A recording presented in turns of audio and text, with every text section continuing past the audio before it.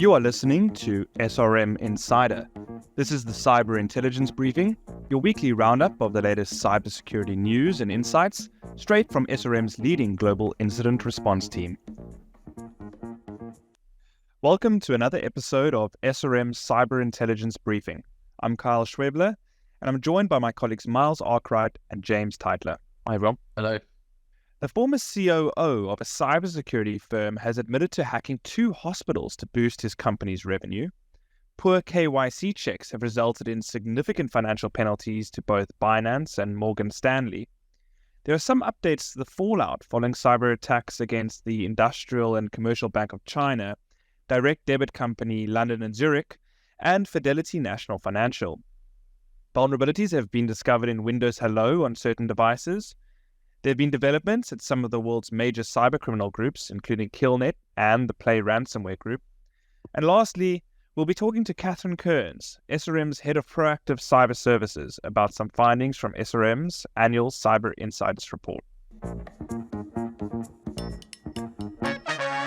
This first story sounds a bit like something out of a movie. The former chief operating officer of a cybersecurity firm called Securalytics has pled guilty to hacking 2 hospitals in June 2021 in order to boost his company's revenues. It's ridiculous, isn't it? Vigus Singler disrupted operational services at the hospitals, exfiltrated data, and even posted personal data on patients on X, or otherwise known as Twitter.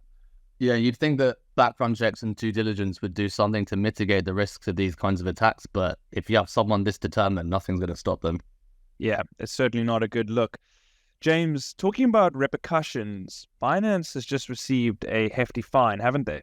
Yes, so Binance has agreed to pay $4.3 billion to settle various allegations, including that it failed to flag suspicious transactions that were made by terrorists and other criminals, including ransomware groups.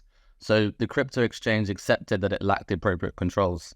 And Binance's CEO, Changpeng Zhao, has also pled guilty to several related charges and agreed to step down from his role.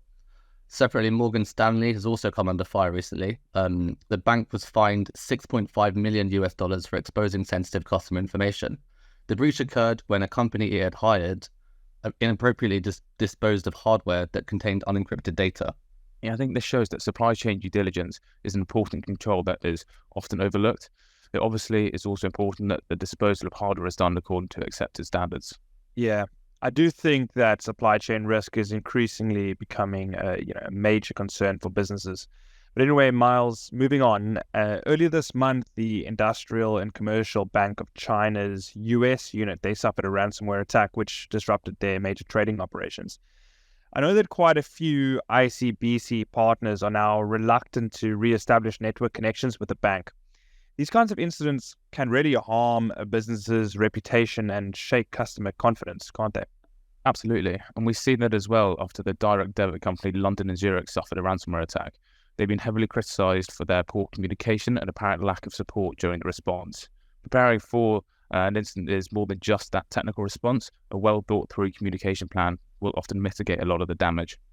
Yeah, and another major company has also suffered a ransomware attack recently. So Fidelity National Financial, which is a Fortune 500 insurance company based in the US, was hit by Blackcat ransomware. So the attack disrupted real estate transactions, and the company even shut down its network and email systems in response. Fidelity have confirmed in an 8K filing to the SEC that the attackers were able to gain access to privileged credentials during the attack. Certainly not a silver bullet, but a well-implemented privileged access management solution can significantly reduce the ability for threat actors to carry out their attacks. James, another control that we've been talking about quite a lot lately is the FIDO2 standard multi-factor authentication, or MFA, like Windows Hello for Business, for example, and its ability to mitigate the threat of adversary in the middle attacks. But it seems like some vulnerabilities have been discovered recently. Yes, that's right. So an adversary in the middle attack is essentially a scenario where, for example, in a phishing attack, the threat actor is able to steal an MFA session token and authenticate to an account, bypassing the MFA control.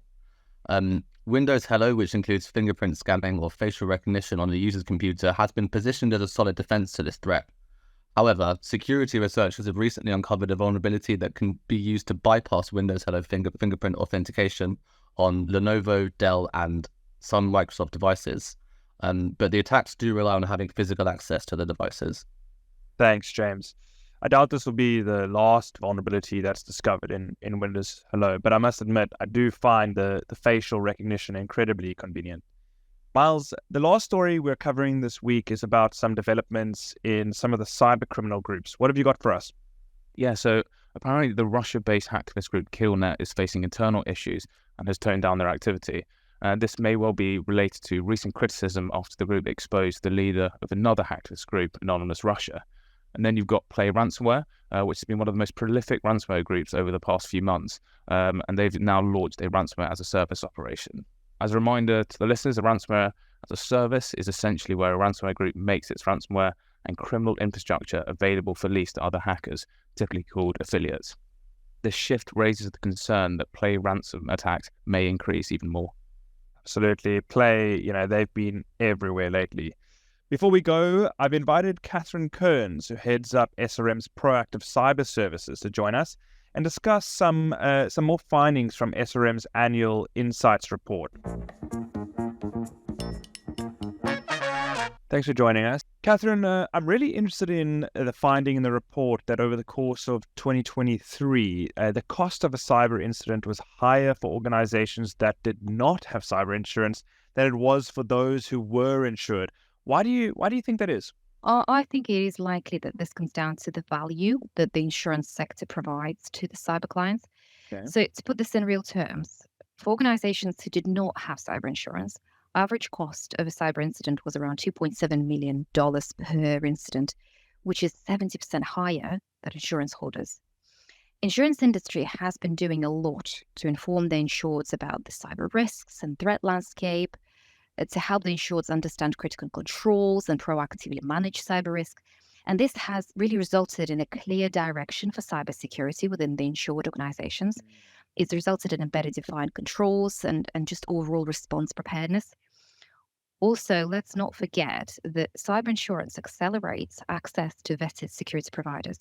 For example, vendors in the digital forensics and incident response space, recovery support, legal counsel, that universe of vendors who have significant experience helping organizations through cyber incidents, which means that response and recovery operations are generally much more efficient, bringing down that business interruption to a minimum. Yeah, and you mentioned business interruption. That's obviously a major concern for organizations. And from my experience, I think it can often be the largest cost of an incident. It's increasingly becoming the sort of the focus of a response from our perspective. What other impacts are organizations experiencing the most when they suffer a cyber incident? You're absolutely right, Kyle. Operational downtime is one of the top impacts of a cyber attack. Alongside that, we have seen a dramatic increase in insurance premiums and response recovery costs being in the lead. Okay, so on insurance premiums, are you saying that after an incident, organizations their insurance premiums increase because they've suffered an incident? Absolutely correct. I can imagine that can be quite concerning. Are there any specific industries that seem to suffer higher costs than others when it comes to a cyber incident? Well, this is an interesting one. The extractives certainly stands out as a sector. The average direct cost associated with a cyber incident was $1.7 million per incident in 2023. However, in the extractive sector, this costs were almost 80% higher than average, at about $3 million per incident. When we analyze the types of impact experienced by the extractive sector, we see that around half of respondents to our survey from extractive firms cited operational downtime as their key contributor to the cost of incident, which is logical. Of course, organizations in this sector typically run large and complex operational technology networks, which are becoming increasingly connected to the IT environments. So while the cyber attacks that specifically target the IT estate remain rare, should these systems become unavailable as a result of cyber incident in IT, the impact can be significant and occasionally lead to costly operational disruption. I'm sure we'll see a lot of similarities in some other industries as well. For example, manufacturing, where I think there's a very low threshold for operational downtime before it really, really impacts the business. You're absolutely right. Thanks, Katherine, for joining us. It's been great to have you on the podcast. Thanks, Kyle. Great to be here. Well, that brings us to an end of this week's episode. Don't forget to sign up for SRM's webinar on 7th of December, where we'll go through our insights report in much more detail. Thanks, Carl. Goodbye. Bye.